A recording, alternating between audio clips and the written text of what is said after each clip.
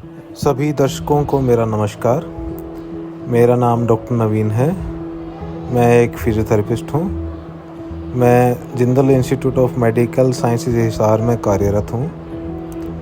ये डॉक्टर नीता हैं, ये हमारे इंटर्न हैं। तो आज हम कुछ ऐसी एक्सरसाइजेस के बारे में बताएंगे जो कोविड के पेशेंट घर में रहते हुए और अस्पताल में रहते हुए कर सकते हैं और इन एक्सरसाइजेस का फ़ायदा उठा सकते हैं। तो चलिए शुरू करते हैं।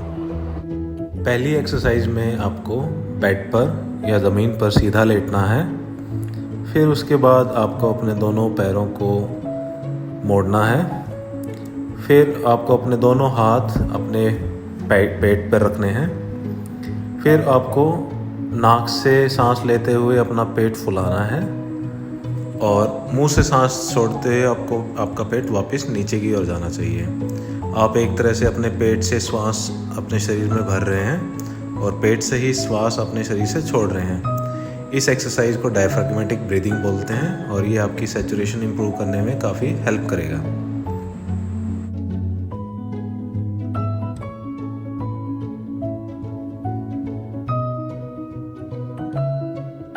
अगली एक्सरसाइज में आपको ध्यान देना है कि आपको सिर्फ अपने छाती का ऊपर वाला भाग ही सांस लेते वक्त फुलाना है। तो इसमें आपको अपना एक हाथ अपने चेस्ट पर रखना है, अपनी छाती की मूवमेंट को महसूस करने के लिए नाक से सांस लेते हुए छाती का ऊपर वाला हिस्सा फुलाना है और मुंह से सांस वापस छोड़ना है। ऐसा 5 से 6 बार करना है और जब आप 1-2 दिन में कंफर्टेबल हो जाएं तो आप 10 से 15 बार भी ये एक्सरसाइज कर सकते हैं। ये भी आपकी ऑक्सीजन सैचुरेशन बढ़ाने में मदद करेगा। अगली एक्सरसाइज में आपको छाती साइड से फुलानी है। तो इसे महसूस करने के लिए आपको अपने दोनों हाथ चेस्ट के दाईं और बाएं ओर रखने हैं। फिर नाक से लंबी सांस लेनी है और महसूस करना है कि आपकी छाती साइड से फूल रही है सांस लेते हुए। ये एक्सरसाइज भी आपको 5 से 6 बार करनी है। जब 2-3 दिन में आप कंफर्टेबल हो जाएं तो इसकी रिपीटिशंस आप 10 से 15 बार कर सकते हैं। ये एक्सरसाइज भी आपकी ऑक्सीजन की सैचुरेशन बढ़ाने में हेल्प करती है। अगली एक्सरसाइज में आपको लंबी सांस भरनी है और सांस लेते हुए दोनों हाथ सीधे ऊपर की तरफ उठाने हैं। जब आप दोनों हाथ वापस नीचे लेके आएँ तो आपको अपनी सांस छोड़नी है। ये एक्सरसाइज भी आपको 5 से 6 बार करनी है। जब आप 2-3 दिन में कंफर्टेबल फील करें तो इसे बढ़ाकर 10 से 15 बार कर सकते हैं। ये एक्सरसाइज भी आपकी ऑक्सीजन की सैचुरेशन बढ़ाने में हेल्प करती है।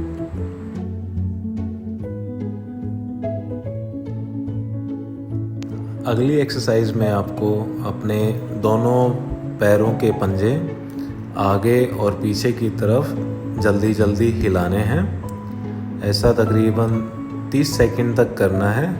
पैरों की इस मूवमेंट से आपके पैरों में खून का दौरा बढ़ेगा और आप थोड़ी ऊर्जा भी महसूस करेंगे। अगली एक्सरसाइज में आपको अपना एक घुटना अल्टरनेटली बेंड करना है, मतलब मोड़ना है और वापस सीधा करना है। एक तरह से हर एक पैर आपको 5 से 10 बार मोड़ना है और वापस सीधा करना है। 2-4 दिन में अगर आप कंफर्टेबल होते हैं तो इसे भी बढ़ाकर आप 10 से 15 बार कर सकते हैं। यह भी आपके पैरों में खून का दौरा बढ़ाने में मदद करेगी।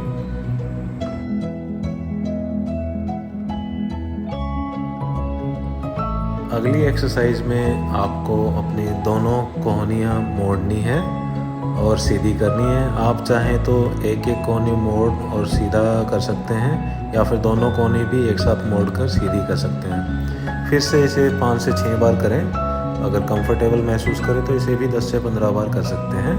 ये आपके हाथों में खून का दौरा बढ़ाने में मदद करेगी।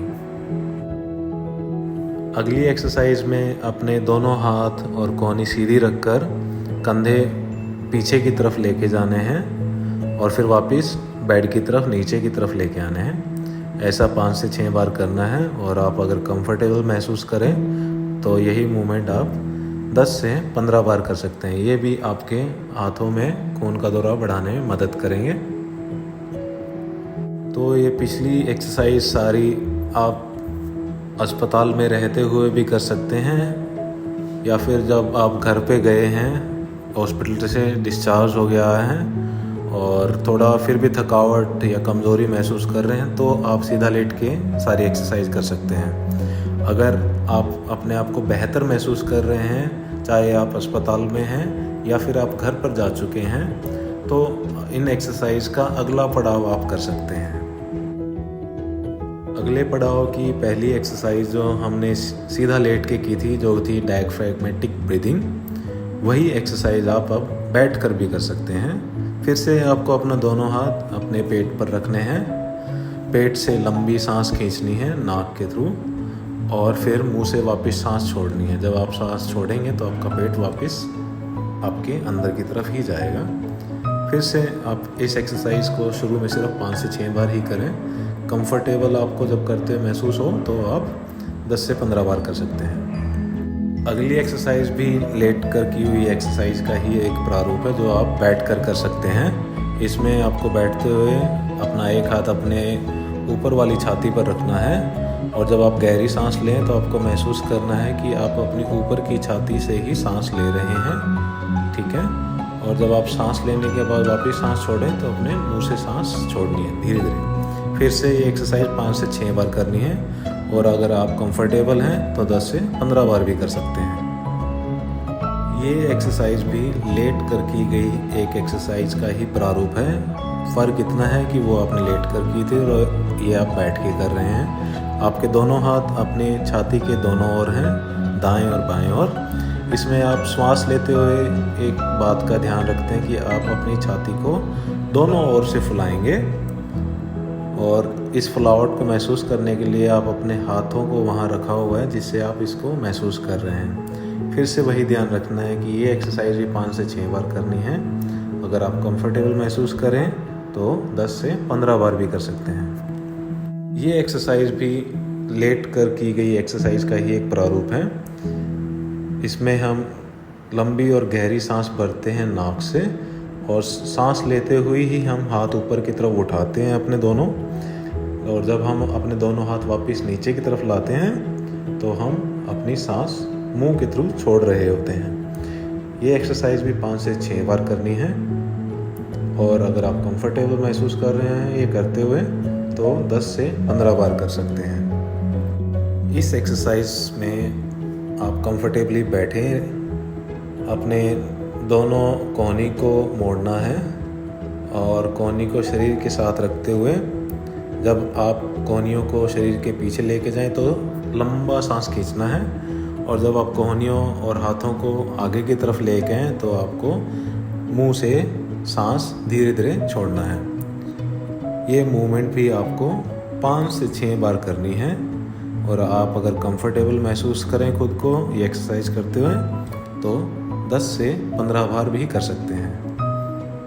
अगली एक्सरसाइज जो कि पर्सनली ब्रीदिंग है, इसमें आपको गहरी और लंबी सांस लेनी है, जो आपको महसूस करनी है अपने हाथों से, जिसमें आप सांस लेते हुए आपकी छाती भी फूल रही है और आपका पेट भी फूल रहा है।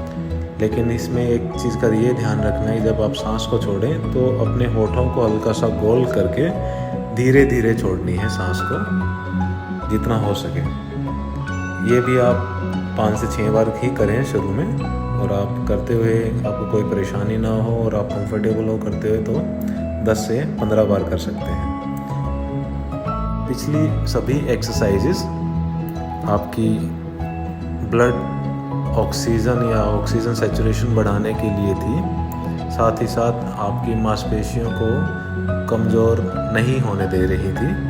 अभी आगे जो पोस्चर्स हैं वो आपकी ब्रेथलेसनेस को कम करने के लिए हैं। तो इन तीनों पोस्चर जब आगे हम बता रहे हैं, उसमें से आप कोई भी पोस्चर एक जिसमें आप कंफर्टेबल हो वो चूज़ कर सकते हैं आपकी ब्रेथलेसनेस को जो भी कम होने से रोकें।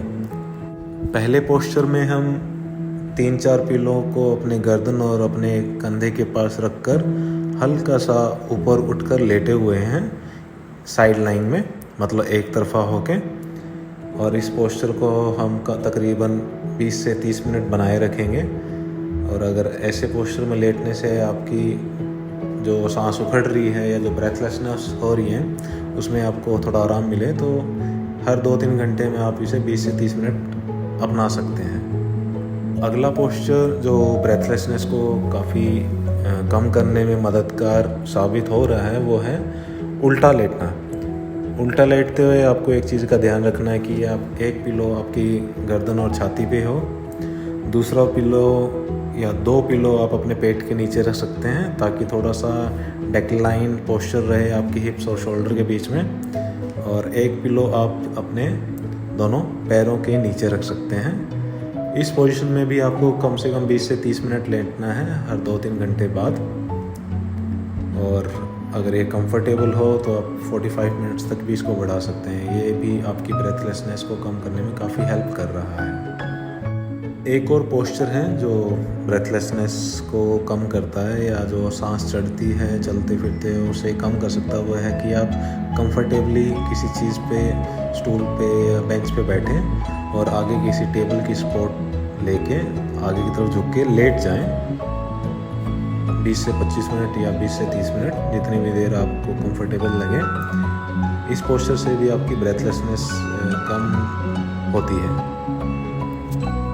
ये कुछ एक्सरसाइजेस थी और पोस्चर्स थे जिनको आप अगर अपने डेली रूटीन में आप यूज़ करेंगे तो चाहे आप अस्पताल में दाखिल हैं कोविड की वजह से या फिर कोविड ठीक होने के बाद आप घर जा चुके हैं, ये दोनों ही सिनारियों में आपकी काफ़ी हेल्प करेगा आपकी ब्रेथलेसनेस को कम करने में, आपकी ऑक्सीजन सैचुरेशन को इम्प्रूव करने में। और जो एक फैटीग या थकावट हमें महसूस होती है बीमारी के दौरान और बीमारी से ठीक होने के बाद, ये दोनों ही चीज़ों में आपकी काफ़ी हेल्प करेंगे।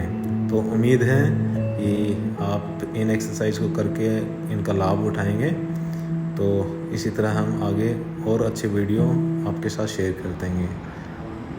यहाँ बने रहने के लिए धन्यवाद।